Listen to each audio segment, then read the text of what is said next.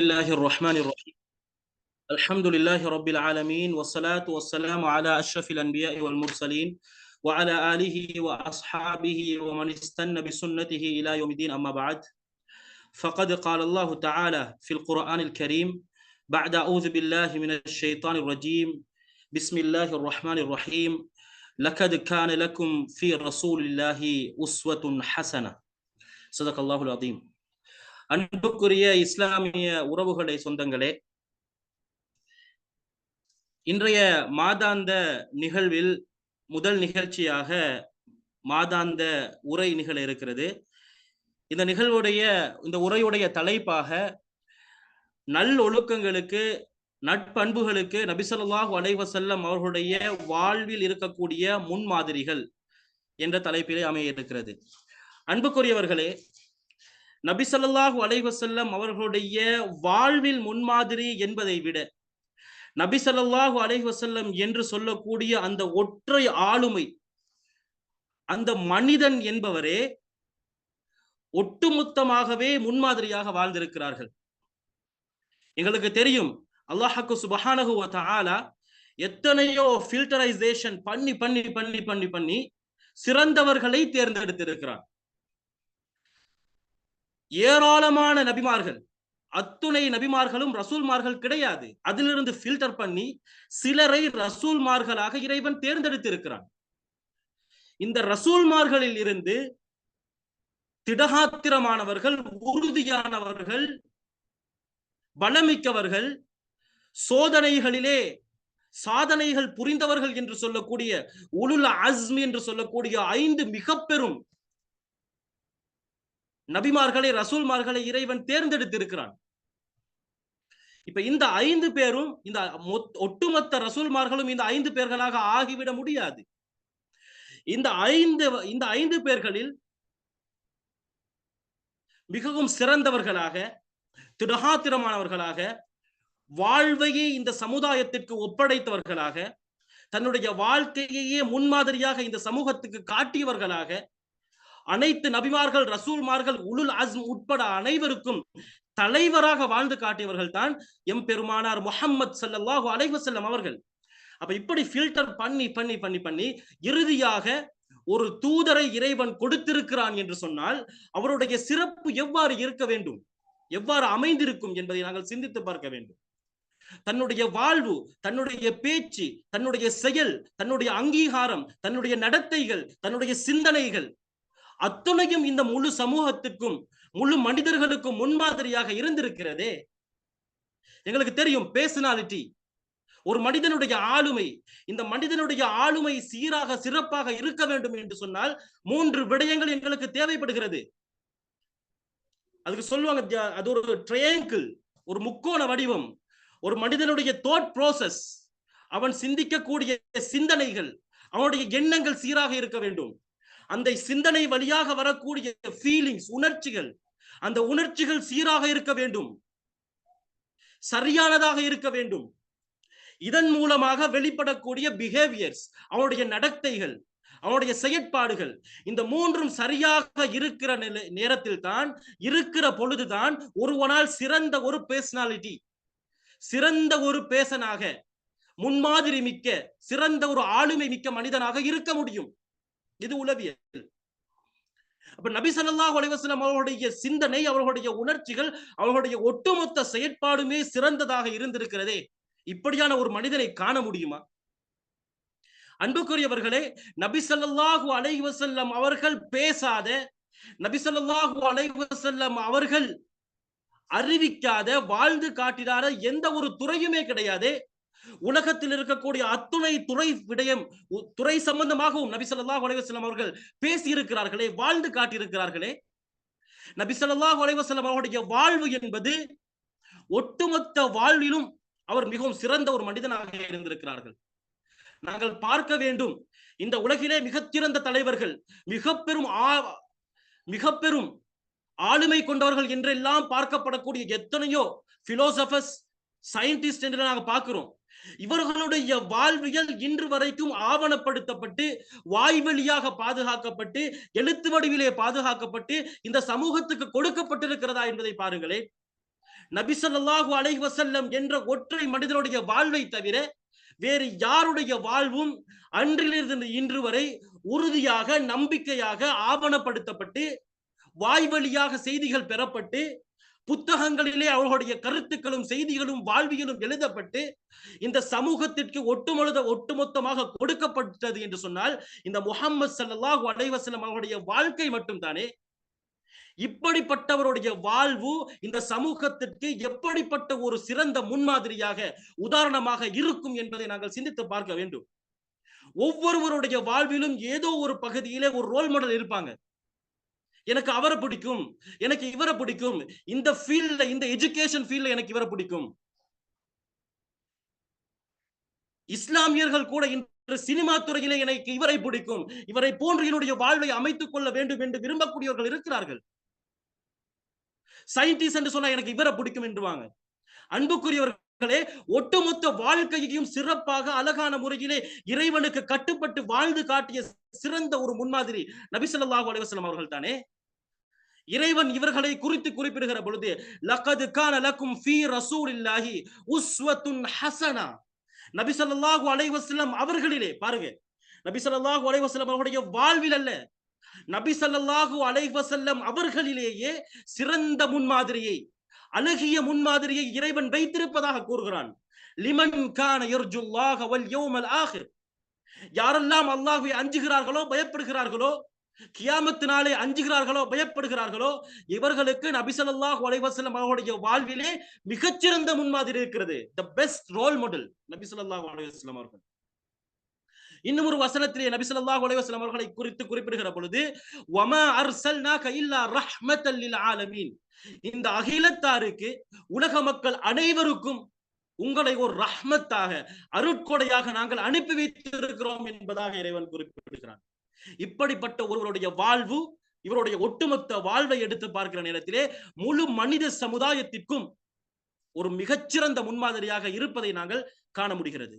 அன்புக்குரியவர்களே, இப்படியே நாங்கள் பார்த்து கொண்டு வருகிற பொழுது ஆதம் அலைஹிஸ்ஸலாத்து வஸ்ஸலாம் அவர்கள் தொட்டு நபி முஹம்மது ஸல்லல்லாஹு அலைஹி வஸல்லம் அவர்கள் வரைக்கும் வந்திருக்கக்கூடிய நபிமார்களை பற்றி அல் குர்ஆனிலே வெவ்வேறு வசனங்கள் பேசுகின்றன. இப்ராஹிம் அலைஹிஸ்ஸலாத்து வஸ்ஸலாம் என்று சொன்னாலே தியாகத்து குறித்தானவர். மூசா அலைஹிஸ்ஸலாத்து வஸ்ஸலாம் என்று சொன்னாலே வீரத்து குறித்தானவர். தாவூத் அலைஹிஸ்ஸலாத்து வஸ்ஸலாம் என்று சொன்னாலே ஆன்மீகத்திற்கு, பொறுமைக்கு உரித்தானவர் என்று பல விடயங்களை நாங்கள் அப்படியே தொகுத்து பிரித்து எடுக்க முடியும். ஆனால் நபி ஸல்லல்லாஹு அலைஹி வஸல்லம் அவர்கள் குறித்து அல் குர்ஆன் பேசுகிற பொழுது ஒட்டுமொத்த பண்பையும் இவர்கள் உள்ளே இறைவன் வைத்திருக்கிறானே.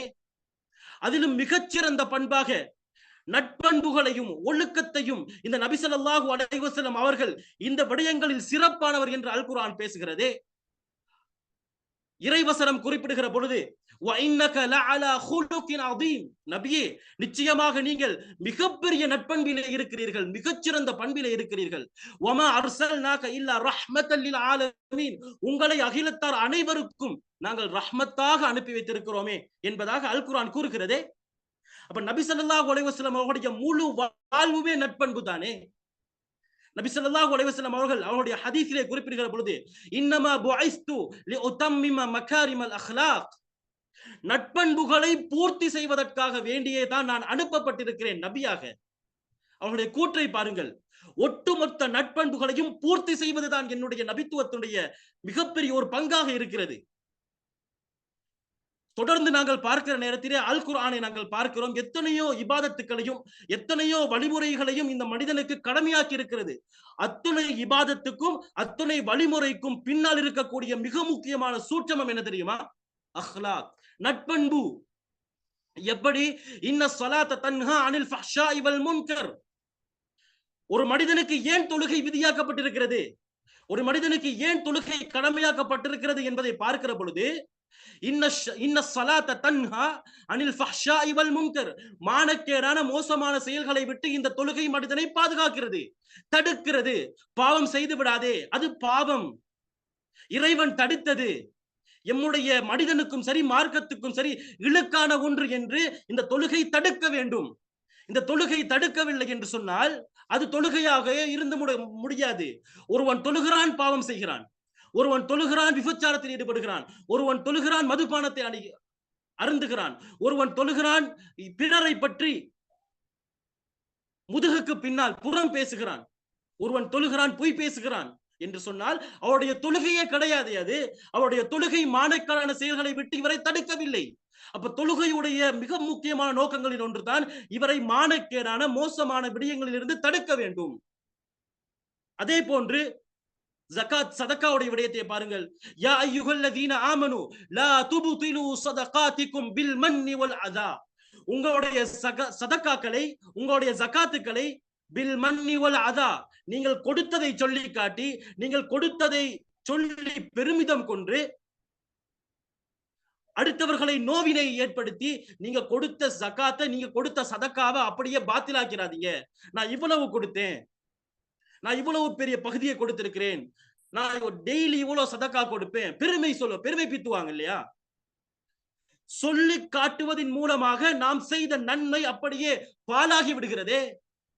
நாம் சொல்லி காட்டி பிறருடைய உள்ளத்தை நோவினை செய்வதன் மூலமாக அந்த அமலுடைய தன்மையே இல்லாமல் போய் விடுகிறதே. அல் குர்ஆன் கூறுகிறது. அப்ப சதக்கா ஜகாத்துடைய நோக்கத்தில் பார்க்கக்கூடிய நேரத்திலே யாரையும் நாங்கள் சொல்லி காட்டி விடக்கூடாது. இறைவனுக்காக கொடுக்க வேண்டும். என்னிடம் இருக்கிறது, என்னை தூய்மைப்படுத்துகிறது, என்னுடைய சொத்துக்களை தூய்மைப்படுத்துகிறது, அல்லாஹ்வுடைய கட்டளை, நபி ஸல்லல்லாஹு அலைஹி வஸல்லம் அவர்களுடைய கட்டளை என்று நாங்கள் கொடுக்க வேண்டும். இப்படி கொடுக்கிற நேரத்திலே பல ஹைரான விடயங்களை எங்களை நோக்கி அழைத்து வருகிறது. அப்படி இல்லாத பொழுது யாரெல்லாம் சொல்லி காட்டுவார்களோ, யாரெல்லாம் சொல்லி காட்டி காட்டி பிறரை நோவினை செய்வார்களோ, இப்பொழுது அந்த சதக்காவுடைய பலன் அப்படியே ஒட்டுமொத்தமாக நாசமாய் போய் விடுகிறதே. ஹஜ்ஜை குறித்து இறைவன் கூறுகிற நேரத்திலே அல் ஹஜ்ஜு அஷ்ஹுரும் மஅலூமாத் ஃபமன் ஃபரத ஃபீஹின்னல் ஹஜ் ஃபலா ரஃபத் வலா ஃபுசூக் வலா ஜிதால ஃபில் ஹஜ். ஹஜ்ஜுக்குரிய மாதம், அல் ஹஜ் அஷ்ஹுரும் மஅலூமாத், ஹஜ்ஜுக்குரிய மாதங்கள் என்பது தெளிவானவை.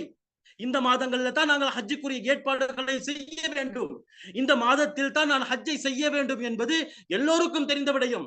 ஃபமன் ஃபரத ஃபீஹின்னல் ஹஜ்ஜ, இந்த மாதங்களில் யாருக்கு ஹஜ் கடமையாக இருக்குமோ, ஃபலா ரஃபஸ வலா ஃபுசூக வலா ஜிதால ஃபில் ஹஜ், நீங்க என்ன செய்ய வேண்டாம், பாவங்கள் செய்து விட வேண்டாம், மோசமான விடயங்களில் ஈடுபட்டு விட வேண்டாம், நீங்கள் வாக்குவாதங்களில் ஈடுபட வேண்டாம், நீங்கள் தர்க்கத்தில் ஈடுபட வேண்டாம் என்று இந்த மார்க்கம் தடுக்கிறதே.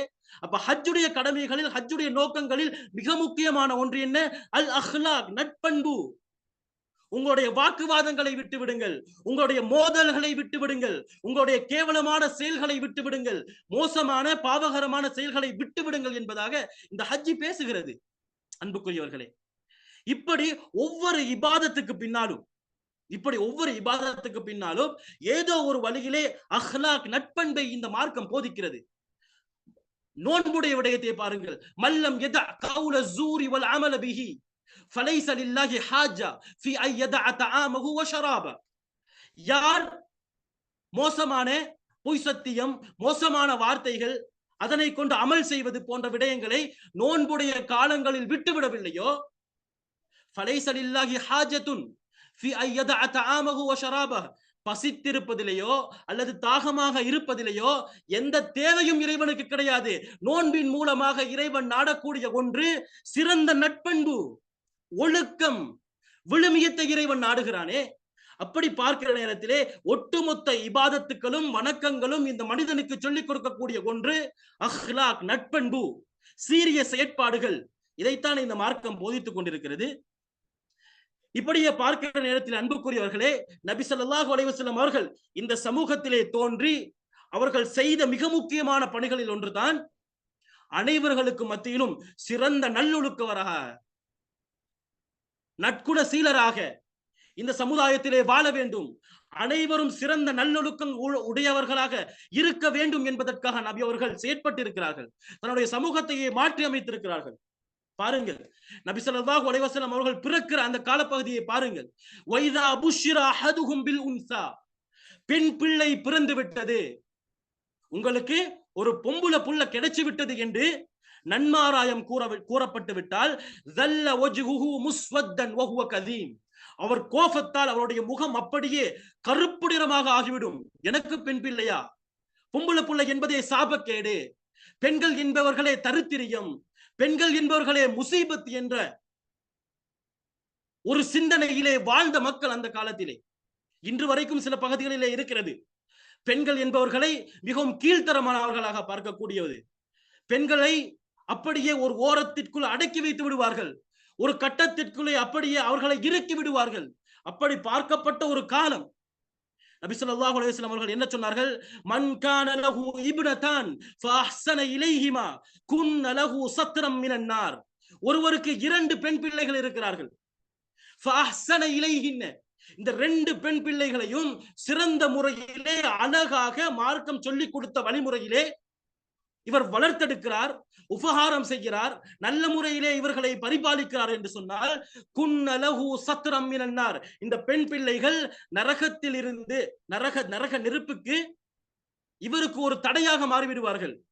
குன்னலஹுன்ன சத்ரம் மினன் நார், நரகம் தீண்டாதவாறு ஒரு திரையாக இவருக்கு, தன்னுடைய தந்தைக்கு இந்த பிள்ளைகள் இருக்கிறார்கள். இப்படியான கருத்தை தெரிவிக்கிறார்கள் நபி ஸல்லல்லாஹு அலைஹி வஸல்லம் அவர்கள். வாழ்ந்தும் காட்டினார்கள். பல பெண் பிள்ளைகளுக்கான தகப்பனாக நபி ஸல்லல்லாஹு அலைஹி வஸல்லம் அவர்கள் இருந்திருக்கிறார்கள். உரிய முறையிலே வளர்த்திருக்கிறார்கள், வாழ்ந்து காட்டினார்கள். இப்படி பெண்கள் என்றாலே சாபக்கேடு, பெண்கள் என்றாலே முசீபத்து, பெண்கள் என்றாலே எங்களுடைய குடும்பத்துக்கான ஒரு இழுக்கு, பேர் ஆபத்து என்று சிந்தித்துக் கொண்டிருந்த அந்த காலப்பகுதியிலே பெண்களை சிறந்த முறையிலே நீங்கள் பாதுகாருங்கள், அவர்களை சிறந்தவர்களாக வளர்த்தெடுங்கள், பெண்களை பொக்கிஷங்களை போன்று நீங்கள் பாதுகாருங்கள். பெண்கள் என்பவர்கள் குடும்பத்துடைய தலைவிகள். மார்க்கம் அவர்களை பாதுகாக்க சொல்லுகிறது. எப்படி மாணிக்கங்களும் வைரங்களும் ரத்தினங்களும் மறைந்திருக்கின்றனவோ அதே போன்று உங்களுடைய பிள்ளைகளையும் மறைவாக அழகாக நீங்கள் வளர்த்து விடுங்கள் என்பதாக நபி அவர்கள் இந்த சமூகத்திலே ஒரு மிகப்பெரிய ஒரு மாற்றத்தை ஏற்படுத்துகிறார்களே. இப்படியே தொடர்ந்து நபி ஸல்லல்லாஹு அலைஹி வஸல்லம் அவர்கள் குறிப்பிடுகிற பொழுது அக்மலுல் முஃமின் ஈமானன் அஹ்ஸனுஹும் குலுகா, ஈமானால் ஒரு முஃமின், பரிபூரணமான முஃமின் யார் தெரியுமா? அக்மலுல் முஃமின், பரிபூரணமான முஃமின் யார் தெரியுமா? ஈமானன், ஈமான் கொள்ளுகிற விடயத்திலே பரிபூரணமான ஒரு முஃமின் யார் தெரியுமா? அஹ்ஸனுஹும் குலுகா, நட்பண்புல யார் மிகச் சிறந்தவராக இருக்கிறாரோ இவர் தான் மிகச்சிறந்த முஃமின் என்பதாக நபி ஸல்லல்லாஹு அலைஹி வஸல்லம் அவர்கள் கூறினார்கள். இப்படியே தொடர்ந்து குறிப்பிடுகிற பொழுது வஹியாருக்கும் ஹியாருக்கும் லினிசாஇஹிம், உங்களில் மிகச்சிறந்தவர் யார் தெரியுமா? அப்ப ஈமானால் பரிபூர்ணமானவர், மிகச்சிறந்த ஒழுக்கமுடையவர், நட்குல சீடர். அதே போன்று உங்களில் மிகச்சிறந்தவர் யார் தெரியுமா? ஹியாருக்கும் லினிசாஇஹிம், உங்களுடைய மனைவிமார்களுக்கு யாரெல்லாம் சிறந்தவர்களாக இருப்பீர்களோ இவர்கள் தான் உங்களிலே மிகச்சிறந்தவர். அப்ப பெண் என்ற பெண்ணை எந்த இடத்திலே இஸ்லாம் வைத்து பார்க்கிறது?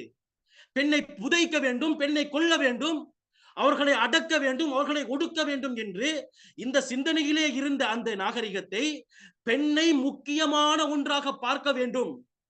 குடும்பத்திலே முக்கிய உறுப்பினர்கள், பெண்ணுக்கு சிறந்தவர் தான் உங்களிலே சிறந்தவர் என்று நபி ஸல்லல்லாஹு அலைஹி வஸல்லம் அவர்கள் இந்த கருத்தை முன்வைக்கிறார்கள் என்று சொன்னால் அவருடைய வாழ்வு எந்த அளவுக்கு இருந்திருக்கும், எந்த அளவு ஒரு கருத்தியல் மாற்றத்தை இந்த சமூகத்துக்கு மத்தியிலே நபி ஸல்லல்லாஹு அலைஹி வஸல்லம் அவர்கள் ஏற்படுத்தி இருக்கிறார்கள். அன்புக்குரியவர்களே, அதே போன்று நபி ஸல்லல்லாஹு அலைஹி வஸல்லம் அவர்களை பார்க்கிற நேரத்திலே எல்லோரோடும் இரக்கமுடையவர்களாக, அவர் காஃபிராக இருக்கட்டும், முஷ்ரிக்காக இருக்கட்டும், முஸ்லிமாக இருக்கட்டும், பெரியவராக இருக்கட்டும், சிறியவராக இருக்கட்டும், ஆணாக இருக்கட்டும், பெண்ணாக இருக்கட்டும், யாராக இருக்கட்டும், மனிதனாக இருக்கட்டும், விலங்காக இருக்கட்டும், எதுவாக இருந்தாலும் எல்லோவற்றோடும் மிகவும் இரக்கமாக, கண்ணியமாக, ஒழுக்கமாக நபி ஸல்லல்லாஹு அலைஹி வஸல்லம் அவர்கள் நடந்திருக்கிறார்களே.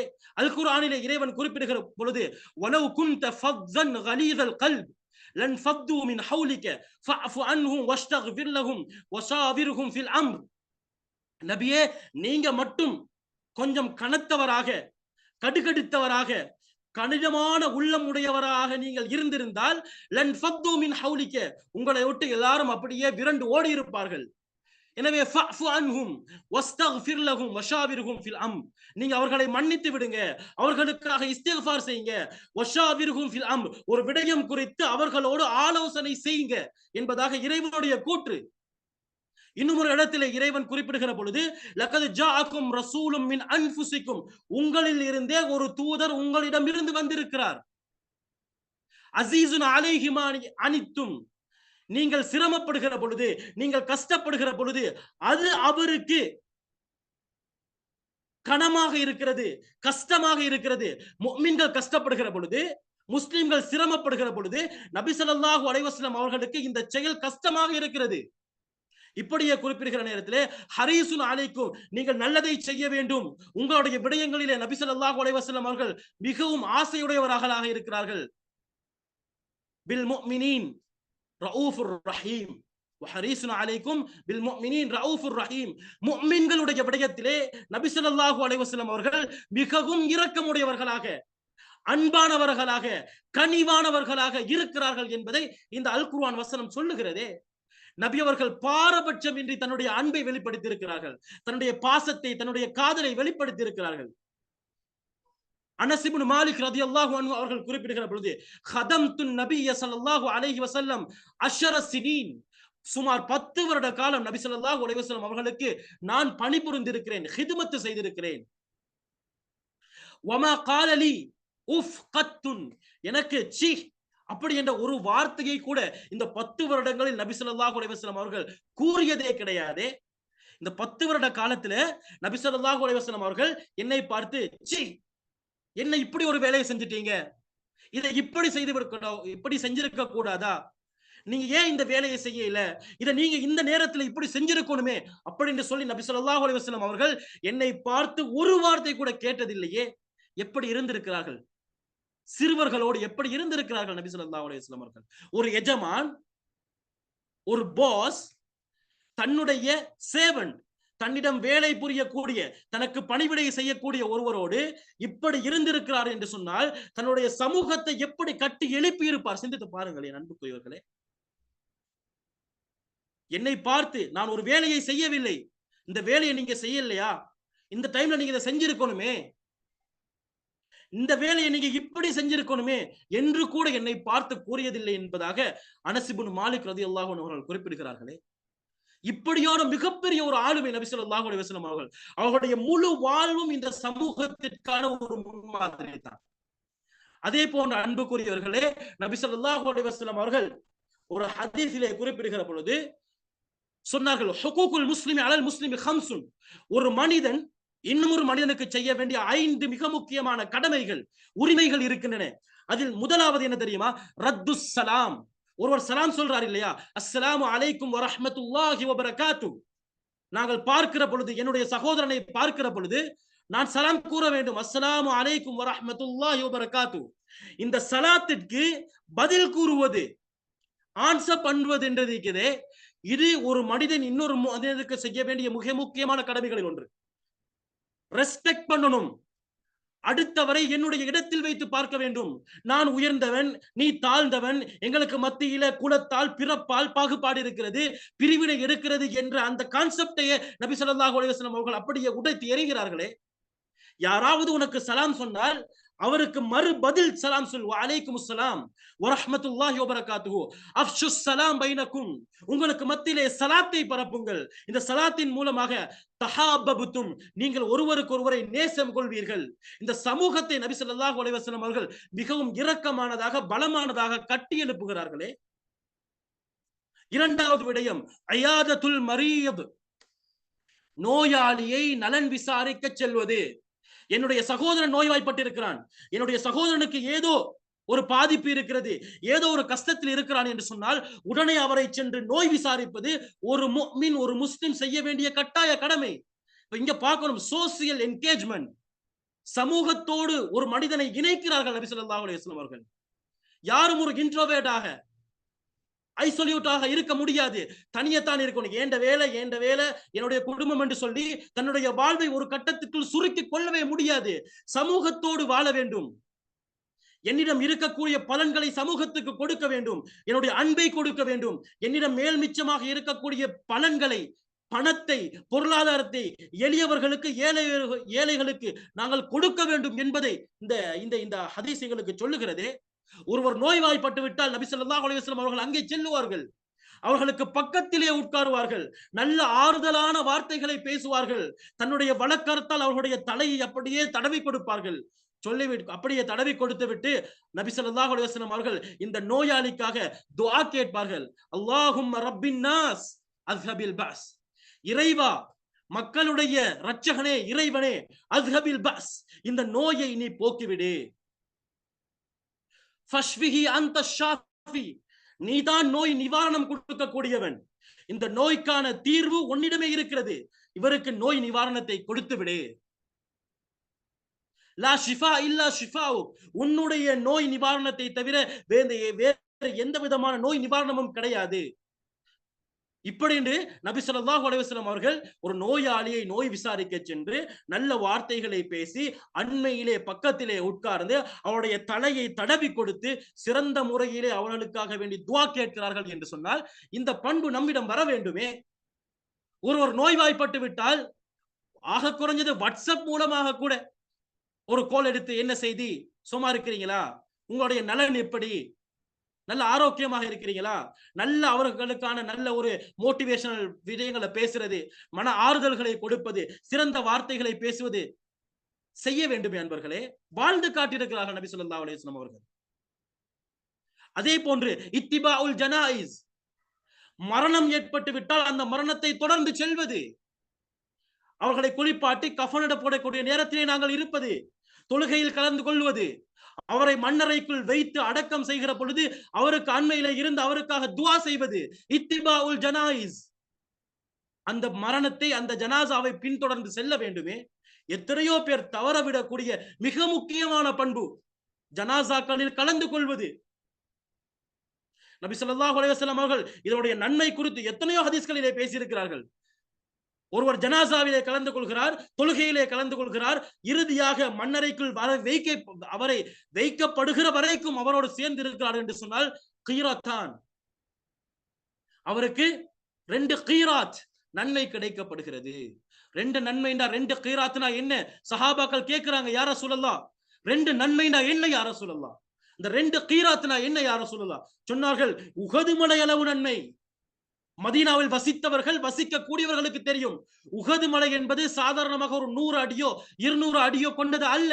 ஒரு மலை தொடரது சுமார் 8 கிலோமீட்டர் பரப்பளவு கொண்டது. அப்ப 8 கிலோமீட்டர் பரப்பளவுடைய நன்மை, அதை போன்று 2 மடங்கு நன்மையை இந்த இத்திபாஉல் ஜனாயிஸ் மூலமாக மனிதனுக்கு கிடைக்கும் என்று சொன்னால் எவ்வளவு மிகப்பெரிய ஒரு நன்மையை கிடைக்க பெற்றுக்கொள்ளக்கூடிய வழியை இந்த சமூகத்திற்கு நபி ஸல்லல்லாஹு அலைஹி வஸல்லம் அவர்கள் சொல்லிக் கொடுத்திருக்கிறார்கள்.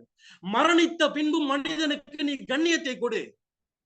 வாழ்கிற பொழுது எப்படி அவரை மதித்தாயோ, எப்படி அவரோடு நடந்தாயோ, எப்பொழுது எப்படி அவரோடு உறவாடினாயோ, அதே போன்று ஒருவர் மரணித்ததுக்கு பின்னாலும் அவருடைய கடைசி கிரிகைகளில் கலந்து கொண்டு அவருக்கான கண்ணியத்தை நீ கொடுக்க வேண்டும் என்று மரணத்திற்கு பின்பும் மனிதனுக்கு மத்தியில் இருக்கக்கூடிய நெருக்கத்தை போதித்தவர்கள் தான் நபி ஸல்லல்லாஹு அலைஹி வஸல்லம் அவர்கள். அதே போன்று இஜாபத்து தாவா, ஒருவர் எனக்கு இன்விடேஷன் தாராரு, ஒரு அழைப்பு விடுக்கிறார் என்று சொன்னால் அது சிறந்த அழகான அழைப்பாக இருந்தால் அதற்கு பதில் கொடுப்பது நிச்சயமாக கட்டாயம். ஒரு உணவுக்கு அழைக்கிறாரா, போங்க. திருமண வைபத்துக்கு அழைக்கிறாரா, போகணும். மக்களுக்கு மத்தியிலே நெருக்கத்தை ஏற்படுத்துகிறது. அதே போன்று தஷ்மீத்துல் ஆதிஷ், ஒருவர் தும்மினால், ஒருவர் தும்மல் போடுறாரு, தும்மினால் அதற்கு பதில் சொல்லுவது கூட ஒரு மனிதனுக்கு கடமையை பாருங்களேன். ஒருவருக்கு தும்மல் போகிறது, அந்த தும்மலின் பொழுது அல்ஹம்துலில்லாஹ் என்று சொல்றாரு, உடனே யர்ஹமுக்கல்லாஹ் என்று சொல்வது இருக்கிறதே, இது கட்டாயம். தன்னுடைய சகோதரனுக்காக துஆ செய்ய வேண்டிய பண்பை இந்த சமூகத்துக்கு மத்தியிலே விதைக்கிறார்கள் நபி ஸல்லல்லாஹு அலைஹி வஸல்லம் அவர்கள். அன்புக்குரியவர்களே, இப்படி மிகச்சிறந்த வாழ்க்கையை வாழ்ந்து காட்டியவர்கள் தான் எம் பெருமானார் முஹம்மது ஸல்லல்லாஹு அலைஹி வஸல்லம் அவர்கள். அப்படியே பார்க்கிற பொழுது எத்தனையோ நல்ல விடயங்களை நபி ஸல்லல்லாஹு அலைஹி வஸல்லம் அவர்கள் செய்து காட்டியிருக்கிறார்கள். மனைவியோடு எவ்வாறு வாழ்வது, சமூகத்தோடு எவ்வாறு வாழ்வது, சிறந்த நண்பனை எவ்வாறு தேர்ந்தெடுப்பது, என்னுடைய தொழிலை எவ்வாறு சிறந்த முறையிலே அமைத்துக் கொள்வது, என்னுடைய வாழ்வை எப்படி சிறந்த முறையிலே இந்த சமூகத்துக்கு மத்தியிலே வாழ்ந்து காட்டுவது என்று நபி ஸல்லல்லாஹு அலைஹி வஸல்லம் அவர்கள் எத்தனையோ நல்ல விடயங்களை செய்து வாழ்ந்து காட்டியிருக்கிறார்கள். மிகச்சிறந்த ஒரு பர்சனாலிட்டி, மிகச்சிறந்த ஆளுமை தான் முஹம்மது ஸல்லல்லாஹு அலைஹி வஸல்லம் அவர்கள். ஆக அன்புக்குரிய இஸ்லாமிய உறவுகளை, சொந்தங்களே, நபி ஸல்லல்லாஹு அலைஹி வஸல்லம் என்ற அந்த ஒற்றை ஆளுமை இந்த சமூகத்தால், இந்த முழு மனிதர்களால் தவிர்க்க முடியாத ஒருவர். அவருடைய வாழ்வு இன்று வரைக்கும் புத்தக வடிவிலே வாய் வழியாக ஆவணப்படுத்தப்பட்டிருக்கிறது. அப்படிப்பட்ட மிகச்சிறந்த ஒரு வாழ்க்கையை வாழ்ந்தவர்கள், முழு அகிலத்தாருக்குமான ஒரு ரஹ்மத்தாக வாழ்ந்து காட்டியவர்கள். இவருடைய வாழ்வு அனைத்து மனிதர்களுக்குமான ஒரு முன்மாதிரியாக இருக்கிறது. நபி அவர்களை யாரெல்லாம் பின்பற்றுவார்களோ, நபி அவர்களுடைய வார்த்தைகள், செயல்கள், அவர்களுடைய அங்கீகாரங்கள், அவர்களுடைய சிந்தனைகள், அவர்கள் எப்படி வாழ்ந்து காட்டினார்களோ அந்த வழியை யார் பின்பற்றுவார்களோ, இவரும் பின்னால் வரக்கூடிய ஃபியூச்சர் ஜெனரேஷனுக்கு ஒரு சிறந்த முன்மாதிரியாக இருப்பார் என்பதில் எந்த சந்தேகமும் கிடையாது. ஆக இஸ்லாமிய சகோதரர்களே, நபி ஸல்லல்லாஹு அலைஹி வஸல்லம் அவருடைய வாழ்வை தன்னுடைய வாழ்வில் ஏற்று சிறந்த முறையிலே சிறந்த ஒரு மனிதனாக வாழ்ந்து மரணிப்பதற்கு எல்லாம் வல்ல இறைவன் எமக்கு அருள் புரிவானாக என்று கேட்டு இந்த உரையை முடித்துக் கொள்கிறேன். வ ஆகிரு தஅவானா அல்ஹம்துலில்லாஹி ரப்பில் ஆலமீன்.